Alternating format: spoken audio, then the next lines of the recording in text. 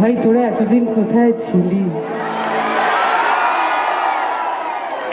শুধু একটা কথাই বলবো, অন্য অনেকের সঙ্গে ঘর তো বাঁধবেই, আমার সঙ্গে একটু ঘর বেঁধো তোমরা সকলে প্লিজ।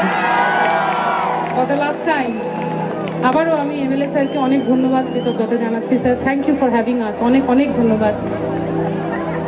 তুমি